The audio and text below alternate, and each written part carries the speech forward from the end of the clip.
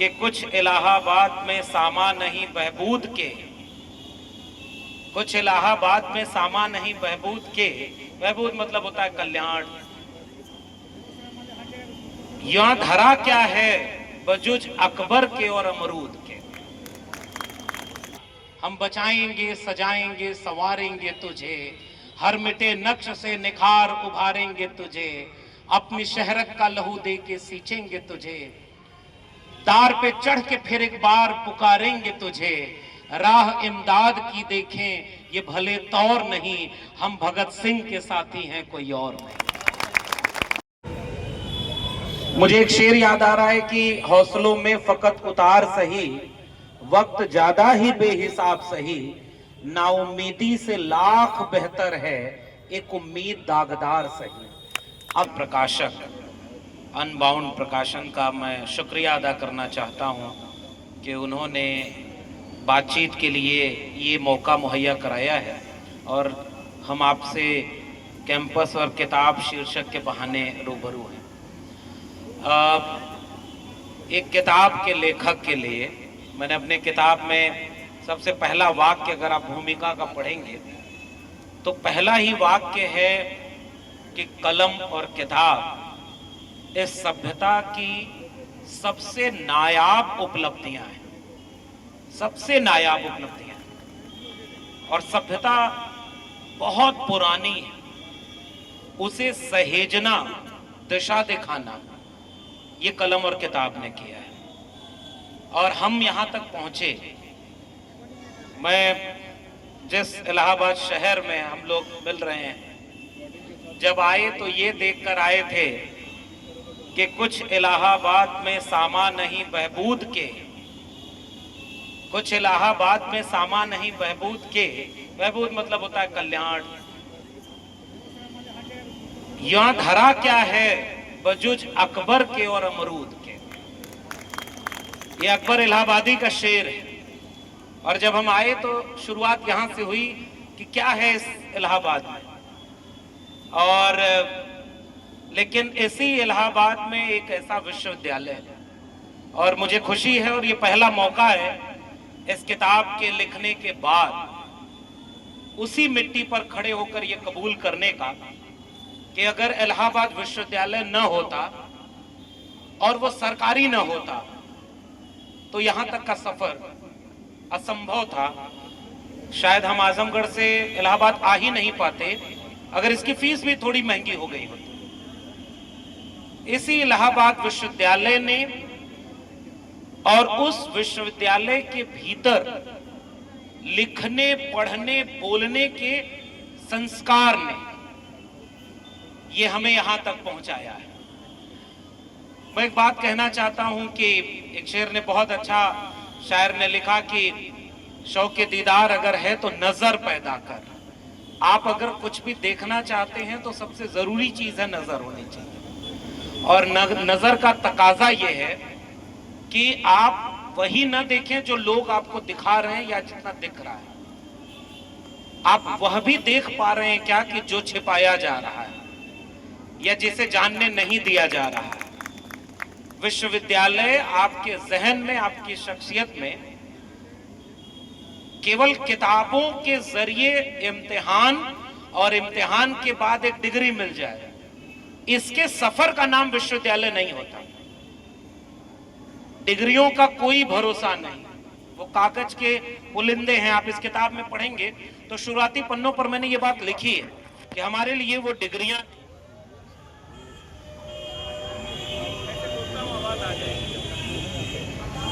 और डिग्रियों के साथ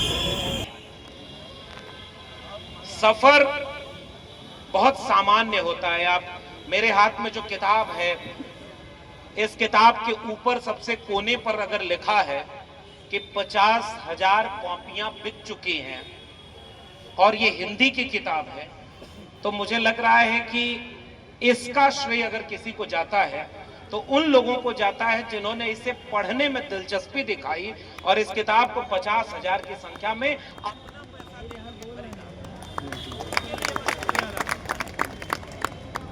किताब लिखते समय कोई लेखक नहीं जानता है कि वो किताब कितनी बिकेगी। हम जुड़ नहीं पाए तो फिर वो अपना नहीं महसूस होता। इसलिए मैं शुक्रिया अदा करूंगा उन 50,000 लोगों के जिन्होंने इस किताब को पढ़ते समय सैकड़ों फोन किए, मैसेज भेजे कि इस किताब में आपने हमारे हिस्से का भी सच कहा है। और ये किसी भी किताब के लिए सबसे बड़े पुरस्कार की तरह होता है। हालांकि इस पर एक पुरस्कार मिला है, पेन पेपर अवार्ड।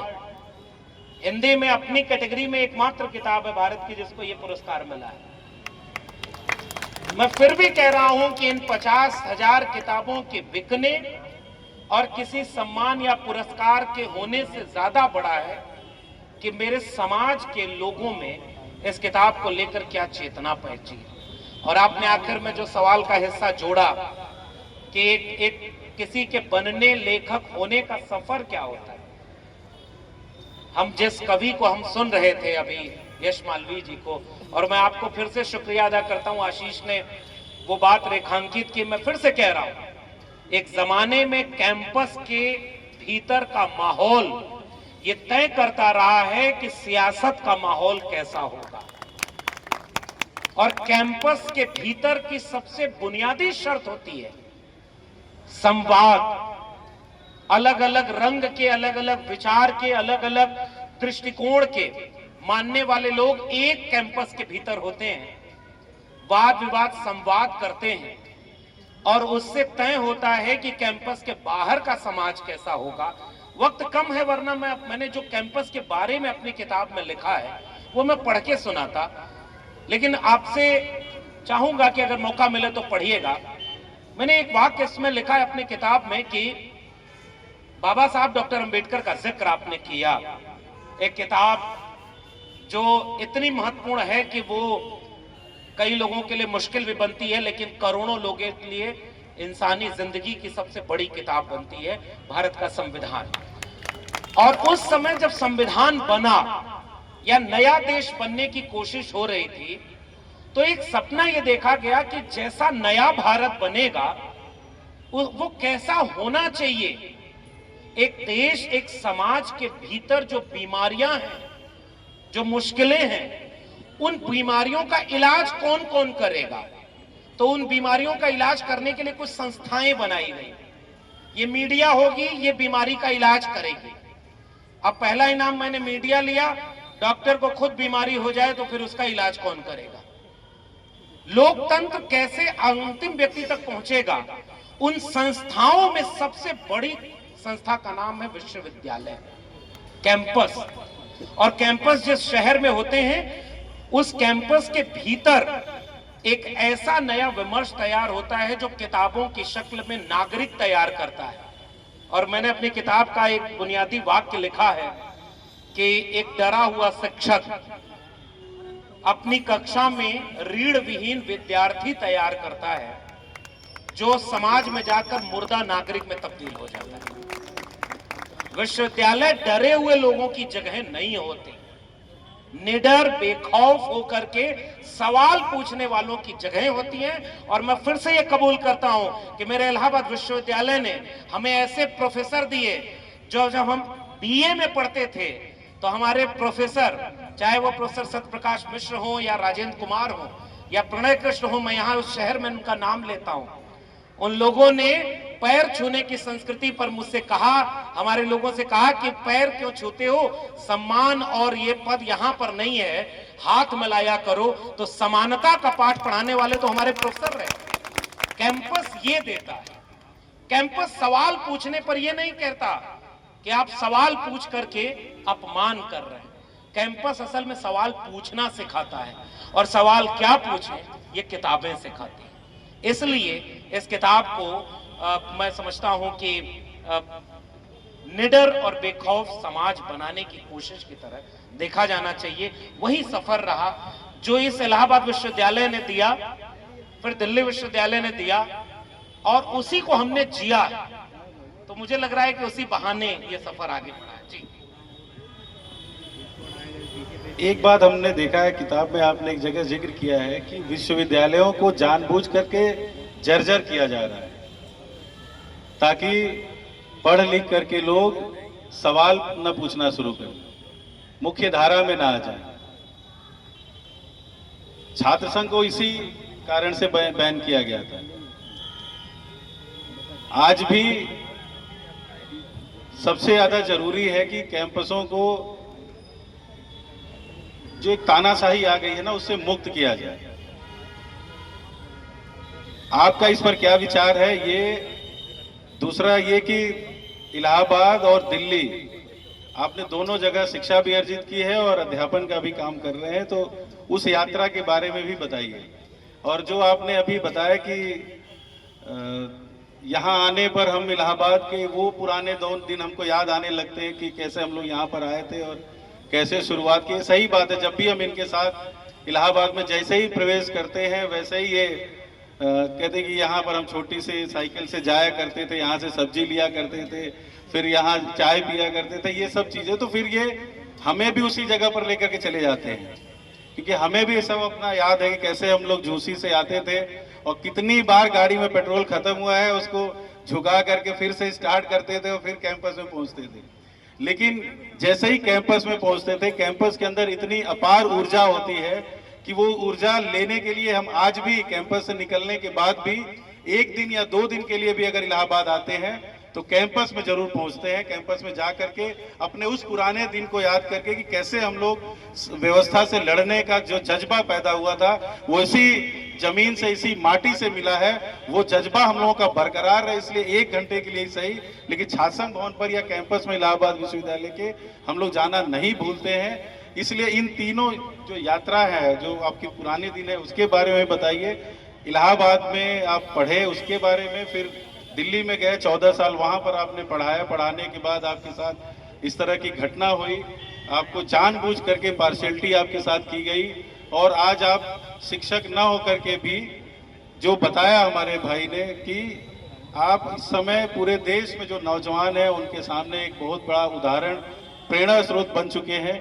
तो जो आपकी यात्रा रही है कि कैसे किताब आपने लिखा है, किताब लिखने का ख्याल कैसे आया, उसमें जो आपका दर्द है उसको पिरोया है आपने। हमने देखा है कि कई जगहों पर आपने ऐसी ऐसी चीजों को लिखा है, वर्णन किया है कि वो सबके साथ होता है, सभी लोग कहीं ना कहीं 2-4 हुए हैं इन सब चीजों को लेकर के। तो वो जो भावना थी उस भावना तक ले चलिए हम लोग। बहुत फिर से आपने नॉस्टैल्जिक किया है, पुरानी यादें इलाहाबाद विश्वविद्यालय की।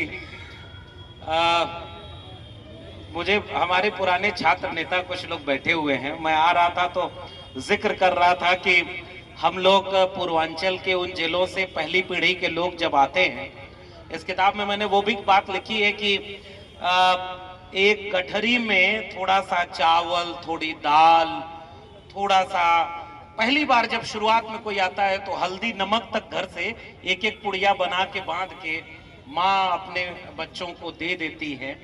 और मैंने एक वाक्य इसमें लिखा, एक बार मुझे याद है अभिषेक जी की, एक विद्यार्थी जो बीए सेकेंड ईयर का था, इलाहाबाद विश्वविद्यालय का ही, कहीं से मेरा नंबर पाके उसने फोन किया और फोन करके वो पहले रोने लगा। तो हमने उससे सोचा कि भाई हुआ क्या है, तो चुप करा करके पूछा तो कहा कि सर, पिछली साल जब मैं इलाहाबाद आ रहा था और मैं आपकी किताब मेरे हाथ में है और मैं वही पन्ना पढ़ रहा हूं और आपका नंबर कहीं से खोज के फोन किया, तो पहले फोन अपनी मम्मी को कर दिया कि बिल्कुल वैसे ही गठरी बांध करके आज भी मेरी माँ ने हमें भेजा है, अपनी उम्मीदों की गठरी भी हमारे ऊपर लाद के भेजा है कि आप कामयाब होंगे तो हमारी पीढ़ियों का मुस्तकबिल बदल देगा। मुझे लग रहा है कि किसी भी लेखक के लिए या आपके मनुष्य होने के लिए इससे बड़ी बात क्या है कि आपका किस्सा लोगों का किस्सा महसूस होता है। उस समय छात्र संघ से दूर रहना ये सिखा के हमें घर से भेजा जाता था। राजनीति किए तो वापस बुला लेंगे, ये तालीम शुरुआती होती है, क्योंकि राजनीति का जो शुरुआती चेहरा बना हुआ है आम लोगों के बीच में, वो बहुत नकारात्मक बना दिया गया है।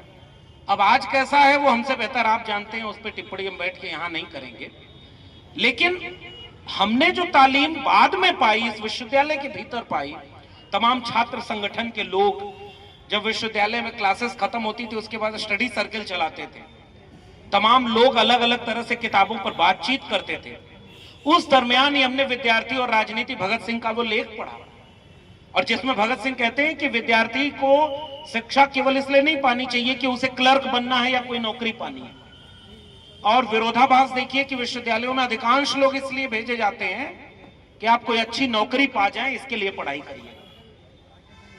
और नौकरी केंद्रित, डिग्री केंद्रित शिक्षा हमारी बनाई जा रही है। और इसका एक मकसद है, साक्षर हो आप, समझदार हो, लेकिन उतने ही समझदार हो कि जितने से हमारा काम चलता रहे। ताकतवर लोग हमेशा यही समझते हैं। कोई ताकतवर ओहदे पर बैठा व्यक्ति कभी नहीं चाहेगा कि नीचे बैठे हुए लोग वो इतने सक्षम हो जाएं कि वो सवाल करने लगे। इसलिए शिक्षा को सवालों से बचाया जाता है। विश्वविद्यालय वो जगह होती है जहां सवाल पूछना सिखाया जाता है। यह सबसे महत्वपूर्ण बात है। अब विश्वविद्यालय में क्लासरूम के बाहर वो सवाल पूछने की, बातचीत की जगह कौन सी है? तो वो है छात्र राजनीति। और मुझे इस बात को कहने में कोई गुरेज नहीं है कि इलाहाबाद विश्वविद्यालय तो वो विश्वविद्यालय रहा है जिसने इस देश को बहुत बड़े बड़े राजनेता दिए, कई प्रधानमंत्री दिए, मुख्यमंत्री दिए हैं, आईएएस पीसीएस तो दिया ही दिया है।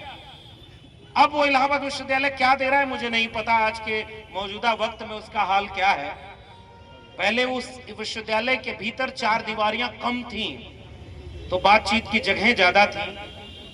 आजकल मैं समझता हूं कि देश भर के विश्वविद्यालयों में चार दीवारियां बना दी गई हैं, घेर दिया गया है कि कौन उनमें क्या बोले क्या नहीं बोले, इसका फिल्टर लगा दिया गया है। उसके बाद विश्वविद्यालय कितनी दूर तक इमारतों से बचेगा मुझे नहीं पता, क्योंकि विश्वविद्यालय इमारत का नाम नहीं होता। इमारतों से कोई विश्वविद्यालय नहीं बनता। उन इमारतों को जिंदा कौन करता है? वो उसकी कक्षाएं होती हैं, वहां के प्रोफेसर्स होते हैं, और विद्यार्थियों के भीतर ये चेतना होती है कि सवाल पूछने की ट्रेनिंग कहां से मिलेगी। वो ट्रेनिंग छात्र संघ से मिलती है, वहां से नेता भी पैदा होते हैं। अच्छा, देश में इस किताब को पढ़ेंगे तो एक जगह एक पन्ने पर एक जिक्र आया है, मैं इसके बहाने बात करता हूं। एक विद्यार्थी, हम लोग डूटा में थे, दिल्ली विश्वविद्यालय टीचर एसोसिएशन, तो वहां पर बड़े बड़े प्रोटेस्ट होते थे। तो प्रोफेसर आंदोलन करने जा रहे हैं, प्रोफेसर यूजीसी जा रहे हैं, यूजीसी हाय हाय मुर्दाबाद नारे लगा रहे हैं और अपील करके आ रहे हैं कि विद्यार्थियों आप भी चलो। तो पहले हम अपने विद्यार्थियों को कन्विंस करते थे कि पता है ये प्रोटेस्ट क्यों हो रही है, क्योंकि तुम्हारी फीस बढ़ाई जा रही है। आप जब फ्रांस का जिक्र कर रहे थे, मुझे याद है आज से चंद वर्षों पहले ही फ्रांस में जब अभी रिवॉल्यूशन हुआ 19वीं सदी में, 20वीं सदी में, तो वहां का जो सबसे बड़ा बुद्धिजीवी था जॉन पॉल सार्त्र, वो छात्र आंदोलन में आगे आगे पर्चा बांटते हुए चल रहा था। तो बुद्धिजीवी की भूमिका क्या होती है, प्रोफेसर की भूमिका क्या होती है, विद्यार्थी की भूमिका क्या होती है? भीड़ का हिस्सा बनना नहीं, भीड़ को विवेकवान करना, क्योंकि भीड़ के पास कोई विवेक नहीं होता। और विवेकवान जहां किया जाता है, वहीं अगर ये माहौल बन जाए कि अब आप विवेकवान मत बनो, तो उसको करने के लिए सबसे शुरुआती जगह थी कि आप छात्र संघों पर बैन लगा दो, ताकि छात्रों के बीच से नेता न पैदा हो। मैंने इस किताब में एक जगह लिखा है अभिषेक जी की उन विद्यार्थियों को समझाते हुए हम प्रोफेसर बनकर के जब ये कहने लगे कि क्यों आंदोलन करना पड़ रहा है, तो वो कहे ये तो राजनीति है। हमने कहा कि राजनीति के बिना कुछ भी नहीं होता। आपकी फीस क्या होगी ये कौन तय करता है? राजनीति। आपके सिलेबस में क्या पढ़ाया जाएगा ये कौन तय करता है? राजनीति। आपके सिलेबस में, मैं महाराष्ट्र पिछले दिनों गया तो वहां पता चला है कि अब एक नया पेपर ज्योतिष शास्त्र का पढ़ाया जाएगा। वहां के विद्यार्थी आंदोलन कर रहे हैं कि हमें साइंटिफिक टेम्परामेंट चाहिए कि ये ज्योतिष पढ़ के हम क्या करेंगे। ये कौन तय कर रहा है? राजनीति। अगर सब कुछ राजनीति तय कर रही है तो राजनीति को हम क्यों न तय करें? और ये काम राज छात्र संघ करते हैं। छात्र संघ सवाल पूछना सिखाते हैं। और हम तो, और एक किस्सा छोटा सा बता दूं, हम जब बीए फर्स्ट ईयर या सेकेंड ईयर में थे उस समय छात्र संघ चल रहा था, तो चुपचाप वो जो तालीम घर से मिली थी कि राजनीति से दूर रहना, तो साइकिल लेकर सबसे पीछे खड़े होकर छात्र संघ भवन के ऊपर जब दक्षता भाषण होता था तो हम वहां सुना करते थे कि कौन सा नेता क्या बोलता है, और उससे तय करते थे कि हमें वोट किसको देना है। वो दक्षता भाषण आज भी हमें याद है। और उस बार का वोट हमने मुझे आज भी याद है कि हमने उन्हें दिया जिसका सबसे अच्छा भाषण था। हम बचाएंगे, सजाएंगे, संवारेंगे तुझे, हर मिटे नक्श से निखार उभारेंगे तुझे, अपनी शहरक का लहू दे के सींचेंगे तुझे, दार पे चढ़ के फिर एक बार पुकारेंगे तुझे, राह इमदाद की देखें ये भले तौर नहीं, हम भगत सिंह के साथी हैं कोई और नहीं। और जब ये भाषण हुआ तो हमें लगा कि यार ये ऐसे लोग राजनीति में होने चाहिए। फिर डीयू गए, जेएनयू गए, वहां के दक्षता भाषण हमने देखे, तो वहां हमने ये देखा कि सवाल पूछने का सलीका, पढ़ने का सलीका, बोलने का सलीका ये सिखाता है छात्र संघ और कक्षाएं। और हमारे जमाने का छात्र संघ इसके लिए आंदोलन करता था, हमें आज भी याद है कि फला विषय की क्लास नहीं चल रही है तो वहां के एचओडी के सामने खड़े होकर कहते थे कि क्लास क्यों नहीं चल रही है। और अगर अब वो बंद हो गया, अब तो मैं देखता हूं कि यही इलाहाबाद विश्वविद्यालय है, समझदार को इशारा काफी, कुछ ही दिन बीते होंगे कि विश्वविद्यालय की फीस 400% बढ़ाई गई और जो विद्यार्थी आंदोलन किए उन्हें जेल जाना पड़ा। ये बदलाव है। अगर आपको इस बदलाव का स्वागत करना है तो बधाई, आपके लिए नया शहर, नए विश्वविद्यालय इंतजार कर रहे हैं। शुक्रिया। नया तो हो ही गया है, नाम बदल चुका है। एक चीज और, इलाहाबाद की जब बात हो रही है तो हम जो शुरू में बोले थे कि जब हम लोग आए थे, और जो नारा जो अभी आपने पढ़ा है, ये लाइन हमने भी सुनी थी उस समय दक्षता भाषण के दौरान।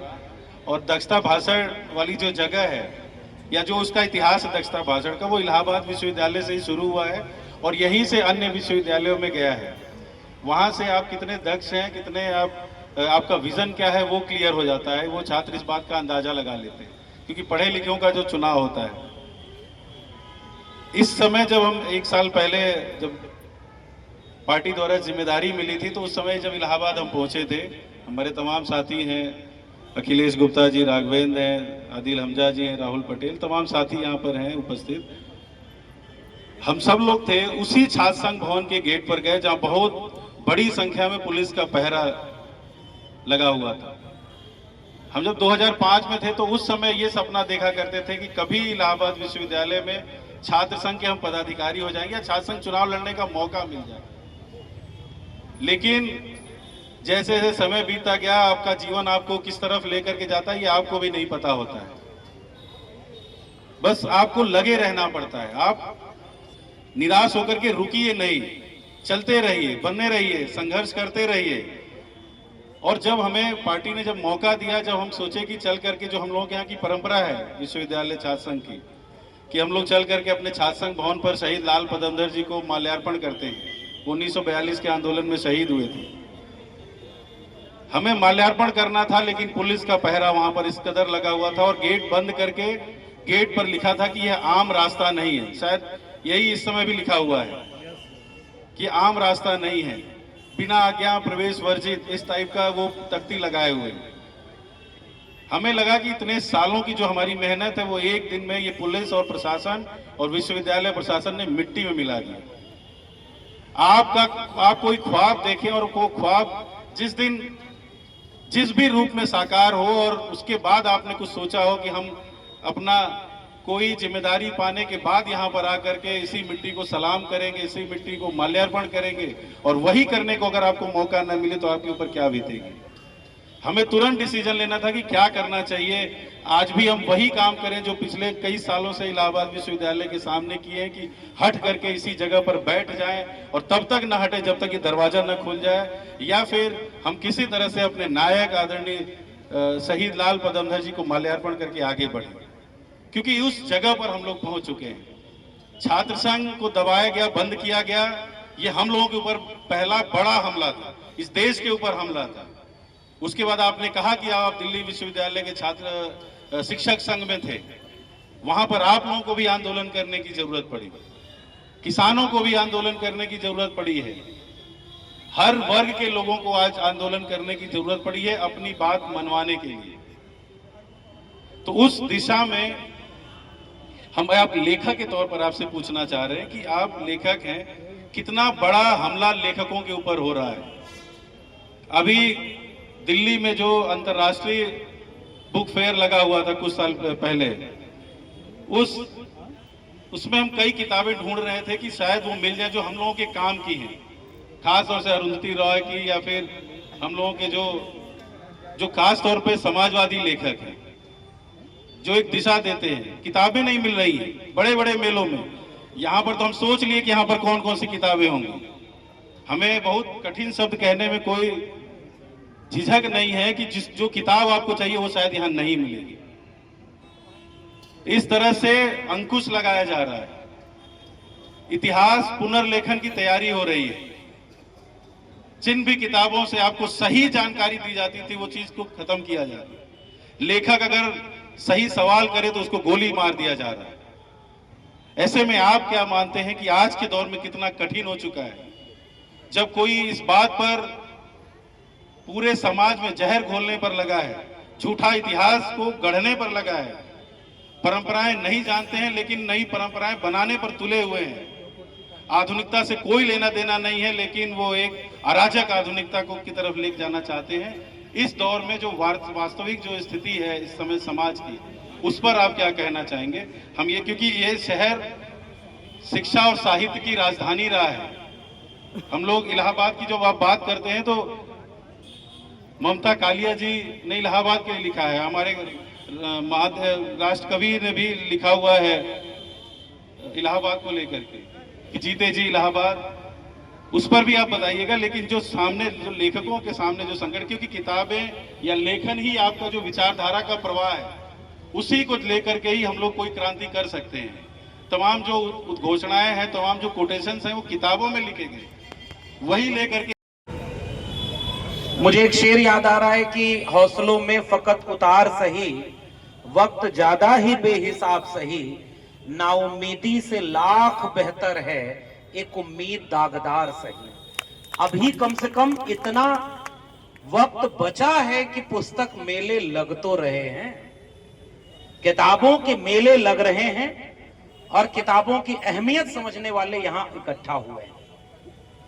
और किताबों को सभ्यता का इतिहास रहा है। इलाहाबाद के लोगों, ये शहर मुर्दा शहरों में नहीं गिना जाता, ये जिंदा लोगों के शहर की तरह गिना गया। जब भी मुश्किल वक्त आया तो प्रतिरोध की तरह खड़े होने वाले शहरों में एक शहर इलाहाबाद रहता। हम तो साहित्य के विद्यार्थी हैं।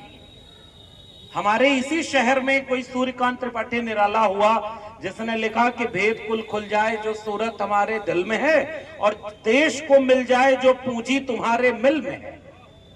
ये लिखने वाला हिम्मत का काम इसी शहर के लोगों ने किया। और इस शहर ने बहुत बड़े बड़े रचनाकारों को, लेखकों को, विचारकों को पैदा किया।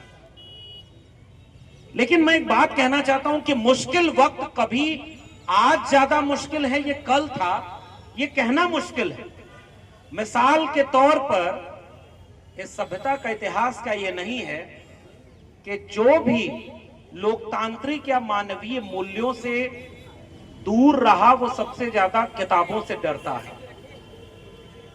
इसी दुनिया में किताबें जलाई गई, लाइब्रेरियों में आग लगा दी गई, पढ़ने वालों को, सोचने वालों को सोचने से रोकने की कोशिश की गई। मगर लाख विपरीत परिस्थितियों के बावजूद, हजारों साल के संघर्ष के बाद यहां तक हम पहुंचे हैं। मुझे वीरेंद्र डंगवाल की एक कविता याद आती है जो हमारे मित्र आशीष हैं, हम लोग ग्रेजुएशन के समय, पोस्ट ग्रेजुएशन के समय से पढ़ते थे कि आएंगे उजले दिन, जरूर आएंगे। उजले दिन मैं कह रहा हूं, आएंगे उजले दिन जरूर आएंगे। मैं नहीं तसल्ली झूठ मूठ की देता, हर सपने के पीछे सच्चाई होती है। हर दौर कभी तो खत्म हुआ ही करता है, हर मुश्किल कुछ तो राह दिखा ही देती है। अब तक चलकर आए हैं इतने लाख वर्ष, आगे भी चलकर के ही हम जाएंगे। आएंगे उजले दिन जरूर आएंगे। ये उम्मीद भी किताबों से ही मिलती है। और लेखक का सबसे बड़ा और जरूरी काम यह होता है कि वो अपने वक्त का सच कहने की हिम्मत उठाता है कि नहीं। भले ही उसका हर्ष नरेंद्र दाभोलकर हो, गोविंद पंसारे हो, कलबुर्गी हो, गौरी लंकेश हो, या कोई संत कबीर हो, उसने अगर अपने वक्त का जोखिम उठाने की हिम्मत की, कबीरा खड़ा बाजार में लिए लुकाठी हाथ और जो घर जा रो आप ना चलो हमारे साथ। और कबीर के खिलाफ भी बहुत लोग थे, रविदास के खिलाफ बहुत लोग थे। तो जब भी कोई सोचने समझने वाला है, गैलीलियो को खड़ा कर दिया गया उस अदालत में जिसमें कहा गया कि तुम शायद कहना चाहते हो कि धरती चक्कर लगाती है सूरज के चारों तरफ। उसने कहा नहीं, गलत है। वो जब बाहर निकला तो लोगों ने पूछा कि आप जो शोध कर रहे हैं आप उसके खिलाफ बोलकर चले आए। तो उसने कहा कि शोध पूरा कहां हुआ, और शोध पूरा हुआ, किताबें गलत साबित हुई जहां गलत लिखा था, शोध वाली किताबें सही साबित हुई कि धरती सूरज के चारों तरफ चक्कर लगाती है, सूरज नहीं चक्कर लगाती। ज्ञान विज्ञान अनुसंधान के खिलाफ हमेशा से इस तरह की मुश्किलें रही हैं, लेकिन जो लड़ के आगे बढ़ा, किताबें तो वही होती हैं और लोग उन्हें खंडहरों से भी खोज कर पढ़ते हैं। ये याद रखिएगा, वो दबाने से, मिटाने से या गुम कर देने से नहीं रुकती हैं। विचार जिंदा होते हैं और विचारों की ताकत किताबों से आती है। ये किताब लिखने की वजह मेरी क्या है, मुझे नहीं पता था कि ये इतनी बिकेगी, लेकिन मैंने इस किताब के लगभग 150 पन्ने में कैंपस की अहमियत, कैंपस के भीतर क्या होता है, क्या नहीं होना चाहिए, उसे बताने के लिए ये जोखिम उठाया कि जुल्म के साये में लब खोलेगा कौन, और हम भी चुप रहे तो फिर बोलेगा कौन। आखिर आप कैंपस के भीतर हैं और कैंपस के भीतर जो हो रहा है वो आप नहीं बताएंगे तो ठीक इसी वक्त सिविल लाइन के चौराहे पर जो रिक्शा चला रहा है, जो टेम्पू चला रहा है, उसको क्या पता कि विश्वविद्यालय के भीतर क्या हो रहा है। ये तो विश्वविद्यालय के लोग बताएंगे, कैंपस के लोग बताएंगे। और बताने का सबसे अच्छा तरीका है कलम और किताब। और सबसे बड़ा हथियार, एटम बम से बड़ा हथियार भी अगर आज की तारीख में कोई है तो वो कलम ही है। जो तेरे ऐब बताता है उसे मत खोना, अब कहां मिलते हैं आईना दिखाने वाले। हम लोग जब बातचीत कर रहे हैं तो लगता है कि और बातचीत करें, लेकिन यहाँ का अपना अनुशासन है। पहली सलाह मैं ये दूंगा कि कलम और किताब की अहमियत अगर आप समझते हैं, हम और आप जहां बैठे हैं, मैं फिर से यही दोहरा रहा हूं, करोड़ों लोग वैसे हैं जिनको पढ़ने का भी मौका नहीं मिल पाया। इस किताब को अगर आप पढ़ेंगे तो वो भी मिलेगा। वो स्कूल कॉलेज विश्वविद्यालय तक पहुंच ही नहीं पाया। आपको पता है इस देश में 3% लोग हायर एजुकेशन तक पहुंच पाते हैं। इस देश के नौजवानों में केवल 3%, 100 में 3 नौजवान, और उसमें भी रिसर्च तक 1% लोग पहुंच पाते हैं। तो पढ़ने लिखने के लोग भी बहुत कम हैं, और अखबारों को पढ़ना हम पढ़ना नहीं कहते। इसलिए बहुत थोड़े से लोग जो पढ़ने लिखने के कल्चर से जुड़ गए हैं, उनके ऊपर जिम्मेदारी बहुत बड़ी है।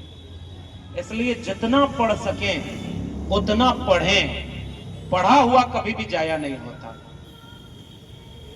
जॉन एलिया का एक शेर है कि मेरे कमरे को सजाने की तमन्ना है तुम्हें, मेरे कमरे में किताबों के सिवा कुछ भी नहीं। और हमारे कमरे में, और आज भी मेरी लाइब्रेरी में आप जाएंगे, हमने फेलोशिप पाई तब, ये इलाहाबाद है, वही मैं कह रहा हूं कि मौका मिलता तो मैं इसमें से वो पन्ने पढ़ता जो मैंने इलाहाबाद के बारे में लिखे हैं। एक महबूब शहर जिसने हमें ये सिखाया कि कैसे चलना है और ये भी सिखाया कि कैसे नहीं चलना है। मैं हॉस्टल में गया डायमंड जुबली में, तो पता चला कि मेरा कमरा जब अलॉट हुआ, रेट पड़ी, बाद में पता चला कि वो तो किसी और का कब्जा है उस पर, मैं वहां रह नहीं पाया। मुझे सिखाया कि यकीन और भरोसा यूं ही न कर लेना, ठोकरें इंसान को चलना सिखाती हैं। और ठोकरों से चलने की बजाय, उस इलाहाबाद यूनिवर्सिटी से जब हम कैंपस से निकलते थे तो कभी अल्लाहपुर या सलोरी जहां रहते थे, बाद में कैंपस के हॉस्टल में रहे, ये वो शहर है जिसके फुटपाथ पर किताबें बिका करती थी। इलाहाबाद वालों, उस कल्चर को बचा सको तो बचा लेना जहां लोग किताबें मिट्टी से उठाकर अपने कमरे में ले जाते हैं, ताकि सभ्यता की बुनियाद में कोई मिट्टी न डाल सके और सभ्यताएं बची रहे। इसलिए जहां किताब, हमने वो पढ़ाई पढ़ी अभिषेक भाई, और ये पूर्वांचल के इलाके के आसपास के जितने लड़के होंगे, लड़कियां हैं, इतने पैसे नहीं होते थे कि वो नई किताबें खरीद के पढ़ें। वो लकड़ी के बेंच पर रखी हुई किताबें जो सेकेंड हैंड मिलती थी, हमने उनसे पढ़ाई की। खरीद करके पढ़ा है और मेरे कमरे में आज भी उस समय की तमाम किताबें बची हुई। तो एक रोटी कम खाइएगा, एक कपड़ा कम पहनिएगा, लेकिन एक किताब खरीदने का मौका मिले तो जरूर खरीदिएगा। अभिषेक भाई ने पूछा कि कौन सी किताब, अभी मैंने नमित अरोड़ा की किताब है, आधा लगभग पढ़ चुका हूं, इंडियंस। वो पूरी सभ्यता का इतिहास बताती है, वो इतिहास नहीं जिसको कहा जाए कि ये वाला इतिहास गलत है, अब हम नया वाला लिखेंगे।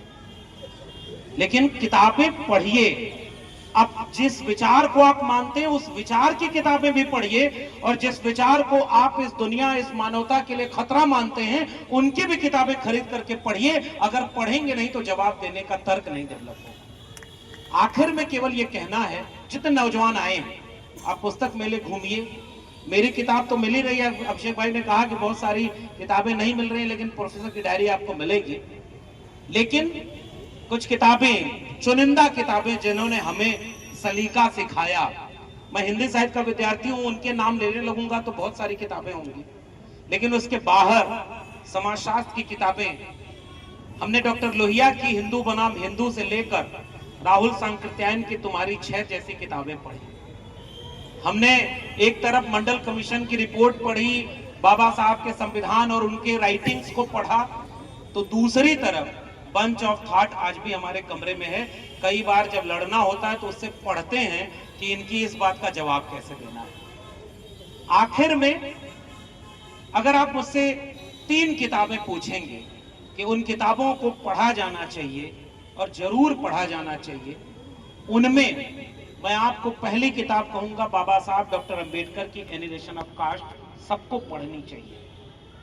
डॉक्टर लोहिया की हिंदू बनाम Hindu, the guilty man of the partition, 3-4 पतली पतली किताबें हैं, मैं उनको एक साथ नाम ले रहा हूं उनका। और आखिर में इस सभ्यता के इतिहास के लिए अभी हाल ही में अनबाउंड प्रकाशन ने उसका एक स्केच वर्जन बनाया, सेपियंस, युवाल नोआ हरारी की किताब है। और इस सभ्यता के इतिहास में बाकायदे वो हजारों लाखों साल की यात्रा से कैसे हम यहां तक पहुंचे हैं, वैसे नहीं पहुंचे कि कहां पृथ्वी टिकी है, कहां गंगा किसकी जटा से, वो सब अलग एक चीज है। लेकिन सभ्यता के इतिहास की किताबें आपको जरूर पढ़नी चाहिए। सेपियंस हमने पढ़ी और अब तो उसका स्केच वर्जन अनबाउंड प्रकाशन से भी आया है, और अभी मैं इंतजार कर रहा हूं हरारी की एक नई किताब आने वाली है, नेक्सस, वो पाषाण काल से एआई तक का सफर। और जहां जो किताब मिल जाए उसे पढ़ें। पढ़ने में बस फर्क इतना रखें कि गोबर खाया नहीं जाता, हलवा खाया जाता है। जो छोड़ दिया जाए उसे छोड़ दें और जो रखने लायक है उसे रख लें। बहुत शुक्रिया। बहुत धन्यवाद लक्ष्मण भाई। किताबों को तो बताया आपने, कैंपस में क्या होना चाहिए ये भी जरूर बताइए, खासतौर से हमारे जो नौजवान साथी जो छात्र राजनीति से जुड़े हैं। और लक्ष्मण भाई हर सवाल के जवाब में इलाहाबाद को इन्होंने, इलाहाबाद का जिक्र किया है, पुरानी चीजों को याद किया है। एक लाइन है इलाहाबाद को लेकर के, मुकम्मल ताजगी, हर एक चेहरा साथ देखा है, जहां देखा जिधर देखा चमन आबाद देखा है। मेरी आंखों ने देखे हैं हंसी मंजर बहुत, लेकिन मेरी तकदीर है कि मैंने इलाहाबाद देखा है। ये हमको आपको सोचना चाहिए, और इलाहाबाद इलाहाबादी है, इलाहाबाद ही रहेगा। ये बात हम लोगों को अपने जहन में बैठा रखना चाहिए।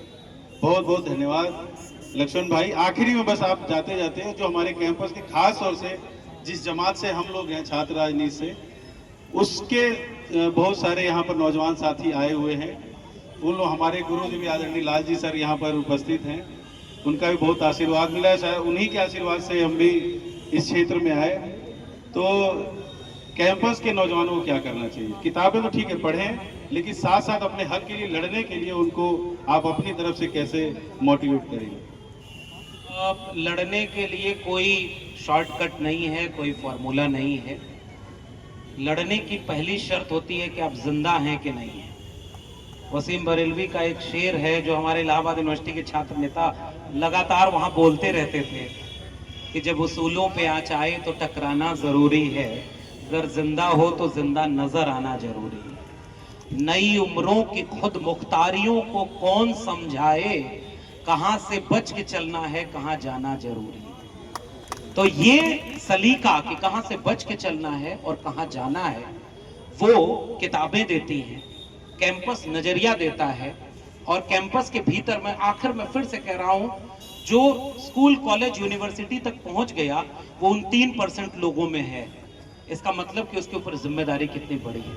आप विश्वविद्यालय में हैं, सच का साथ दें, हक का साथ दें, गलत को गलत, सही को सही कहना जिंदा होने की निशानी है, वरना दुनिया किसी गूंगे की कहानी नहीं कहती। और इतिहास की किताबों में आप देख लें, हारे हुए लोगों का इतिहास कभी नहीं लिखा जाता।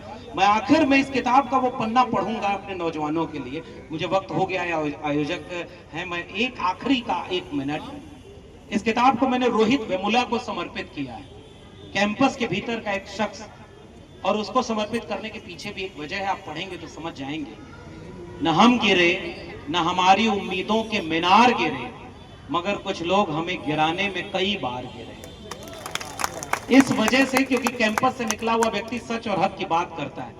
कैंपस के लोगों को क्या करना चाहिए, आपके लिए एक नज्म इसी किताब में फहमीदा रियाज की लिखी है। फैज होते कुछ लोग तुम्हें समझाएंगे, वो तुमको खौफ दिलाएंगे। कुछ लोग तुम्हें समझाएंगे, वो तुमको खौफ दिलाएंगे।